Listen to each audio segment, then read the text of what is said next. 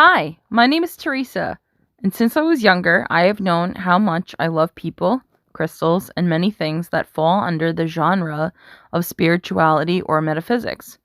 The weird thing, though, is that in me saying that, it was never a way of life that I latched onto, but more of the only way it seemed appropriate for me to live.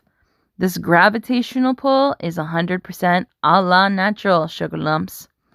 I'm in this video today on the fly because I was so excited to share some of my reflections from today with you. I am a woman on a mission. Zenshine houses a majority of my passions and the things that call me to pursue them. Anyone who knows me knows how passionate I am. My mission has multiple aspects, one of which is helping people build beautiful and deep relationships with crystals. My business consultant and I were on the phone recently. A portion of our call was spent outlining the importance of how, if I want to be the most effective in sharing my passion and knowledge with others, I need to organize and communicate my content in a way that makes that possible, not bore you guys to death. My requirement is to shorten the quantity and replace it with concise quality. Today, as I am sitting back working on accomplishing this, starting with crystals, I enjoyed this wonderful epiphany. I realized how my brain creates 5 to 10 different thoughts at a time for every one track. And as I realized how many thoughts are trying to jam themselves onto one track and how I need to create more tracks, I had a great laugh and appreciated both my abundant creativity as well as how instantly I knew better to organize my thoughts. Inspiration was abound after that. I sat in a short-lived yet impactful meditative spell. My thoughts became suddenly very clear. Not only did I feel motivated by the sudden organization, whether it was the connections my brain had finally rapidly made or downloads that I received, I was so inspired with an intense urge to share with all of you what had surfaced in me. For the population of people, including myself, who can feel, hear, and see the energy of crystals, I'm putting us on a shelf right now and speaking directly to the individuals who are newer or not as well versed in their relationships with crystals. You know who you are. The people who buy crystals based solely on metaphysical properties, or the novice who's looking into maybe exploring relationships with crystals, but you don't really know where to begin. I don't blame you for buying crystals solely based on metaphysical properties or thinking that that might be the right way. Heck, some of you are even led to believe that this is the air quotes right way to shop for crystals. But I created and am continuing to create a whole platform in your honor. So if you could hear me out for just a few more minutes, I promise to give you some great insights and food for thought. When we study astrology, whether you know you're just your sun sign or know that each planet represents something in you, although beneficial in its own right, astrology is just a baseline. It is not the full scope of who you are by any means. The way your collection of signs and their placement doesn't capture the fullness of you, we can draw a parallel and deduce astrology signs are akin to metaphysical properties, and just as astrology does not capture all the fullness that we are, metaphysical properties are not capturing the fullness of what crystals are either. As we continue to move into the 5th dimension, the dimension of love, unconditional love, unity, and forgiveness, we leave behind the 3rd dimension, the dimension of separation and conflict. An age has ended and a new one has begun. We've moved from Pisces into Aquarius. What impresses upon us is we are ascending. And when we ascend, things become outmoded. Sometimes those things include things we didn't even consider could change, or maybe we're not savvy to this information. The metaphysical books that we read, in a sense, are accurate. They capture traits and characteristics that we can benefit from, but please understand, or at least explore, in addition to what you read in them, these things as well. For every trait or characteristic mentioned, I assure you, there is so much more that goes unsaid because these books speak of general qualities for crystals. They do not address the individual nature, energies, or experiences that you will enjoy with various crystals that you are in alignment with.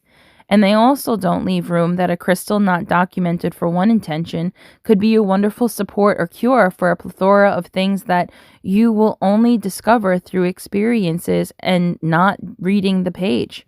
Some examples of this are being grounded by a rose quartz, calmed by a carnelian, giddy or enhanced psychic attunement with a hematite, or abundance with an amethyst. They don't also capture how at one point in your life, one crystal will speak to you and significantly be a part of your life, while at another point in your life, you can find another crystal that has equal but different value to you. And then there are also crystals that we will maintain relationships with that are lifelong, just like people, a reason, a season, or a time. What these books do capture is historically accurate properties of crystals. As we ascend, the content becomes outgrown, as I mentioned. Understand that as wonderful as it is to know these metaphysical properties, when the book says, and I'm paraphrasing, black tourmaline is well known for warding off evil and detaching entities from the body, surely that can be. And at one time in our lives, that was incredibly useful when we were living under a thicker veil and in a lower dimension. But as we ascend, we experience less dark until there is no dark. We come to understand that only love is real. I'm 34 years old. I've been working with crystals for over 30 years. What the people who are in my age group or older know is that sales of crystals have skyrocketed. And from a small group with humble beginnings, they have become increasingly popular in mainstream living, and rapidly, might I add. A reason for this has been the assistance of these small cards that tell you what this crystal will offer you. I am not saying that this is the only reason, not by a long shot. However, what people like me who intuitively feel crystals know is that crystals are not fully defined by that content, and although I know the metaphysical properties of, I'd say, 99% of all crystals, I do not shop for crystals or enter into a crystal store looking for crystals based on metaphysical properties. Rather, I walk in, I take a deep breath, I set an intention, or I ask my high self one thing or another, and receive. They show themselves to me. My interactions have offered me a far richer experience with them, and therefore knowledge of them, because the spontaneous surprises I received simply following my intuition to a basket and picking that particular crystal that batted its beautiful little rainbow eyelashes at me and offered me some tangible yet etheric interaction. The reason this is important to mention is there is a type of increased saleability that crystals take on because these little index cards are present in front of the bowls or what is written out in the books. The reason why this enhances the saleability of crystals is because they delight the mind. Rather than making decisions with your heart or intuitive nudging, you are making them with your ego, which is deciding what it thinks you need rather than what is actually in alignment with you. What this results in is a shallow connection or lack of connection between you and the crystals. They become beautiful dresser or counter decorations rather than friends we interact with or use to explore the fullness of ourselves, each other, or the source around us. Which, of course, there is nothing wrong with, except what this often results in is some people giving up working with them because they feel that they do not work. And that is one of the main reasons I created Zenshine. They do work. You simply have to know how to work with them. I speak only for myself as I cannot verify beyond myself who knows what. Although I can vow with certainty there are more people like me. An intuitive liaison like myself can prove very helpful as you navigate your relationship with crystals.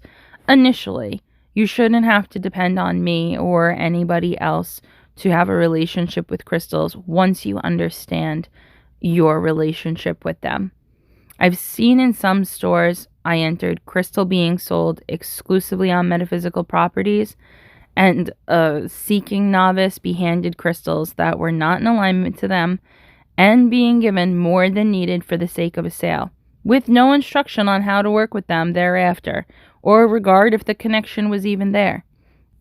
I understand that there is no real harm in this except for the individual not being able to work with crystals well and overpaying for them. However, there are important drawbacks which I am all too passionate to just turn a blind eye to. This was one of the foundational reasons that I created Zenshine. What I would love to see and take part in is helping people to connect to crystals that they are genuinely in alignment with for the purpose of healing, upliftment, clarity, support, insights, and tapping into their deeper unexplored aspects of self, such as their potential and their capabilities. That individuals become heart-centered and self-aware, which induces further intuitive capabilities that leads them to live a life quality that reflects who they truly are, what truly brings them happiness, and for them to additionally be able to purchase aligned selections when it comes to crystals, for people to feel the beautiful ways in which they do work.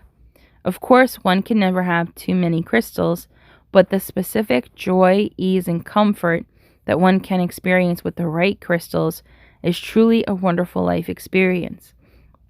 Alternatively, I'd also love to see crystals be experienced in love in their fullness. For us as a collective to access the higher wisdom and deeper love offered to us from our crystalline friends. As much as there is a reason for our existence, there is also a reason for theirs. There are stark confirmations of this in everything from their crystalline structure, various uses, and leading-edge science that is just beginning to grasp and chart what us intuitive kids have effortlessly been able to pick up and feel inside as far back as we can remember. As much as we enjoy them, they are here with offerings to further the collective into a place of divine love. By being open to their wisdom, we grow deeper in our own. Thank you for your time. Namaste.